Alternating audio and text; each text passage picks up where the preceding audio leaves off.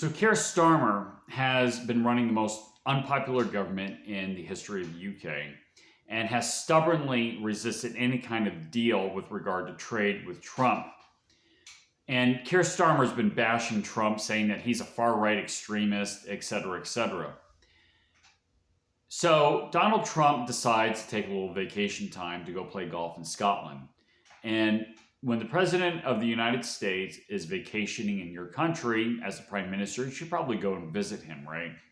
So Keir Starmer goes to visit Trump, and they have a little press briefer.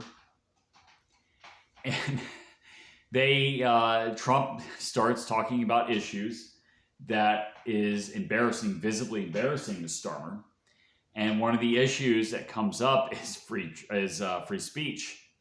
And Keir Starmer essentially agrees with Trump that free speech is a cornerstone of the political process in the UK. So Starmer reluctantly agrees. I mean, he sits there, nods his head, and agrees, yeah, I'm for free speech. But we know that he really isn't. People are being arrested for their free speech in England.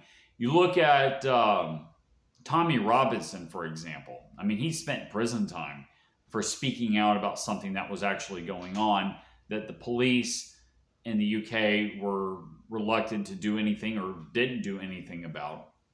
So Starmer agrees, yes, I'm for free speech. So Trump, some days later, asks to speak in front of Parliament. Now, that's not unusual. There have been presidents in the past that have spoke in the British Parliament. That's something that something that gets extended to U.S. presidents, but they rejected that. Obama spoke in British Parliament before, and like I said, there have been other presidents, but I don't remember exactly who it was, but I know Obama was. They rejected Trump from speaking. Now, this is ironic.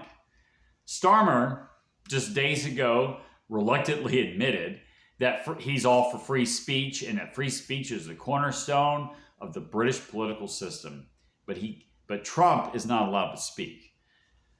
So, well, that's I think it's pretty obvious, right? He doesn't want Trump to tell the truth to the British system. The British ruling elite are really off the rails. They haven't represented the British public in decades. Why do you think so much industry has left over the decades? Why is there so much immigration into that country and them being overwhelmed as far as their social services system, as far as their police system is? Think about all the corruption that is going on in England. And that's not something that they want to deal with. They want to keep people asleep. And I think more importantly in Trump's mind, this has to do with trade, right? So Starmer, the unpopular prime minister that he is, and I mean very unpopular, this whole thing makes him even less popular.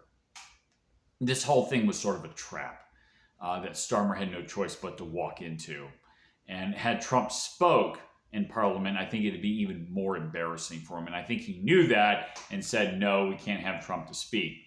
But the fact that, this irony, this blatant irony is shown to the British public, perhaps Trump is hoping to get somebody else in charge of England so that he can hopefully get his trade deal that he wants and, forge a new relationship with the United States.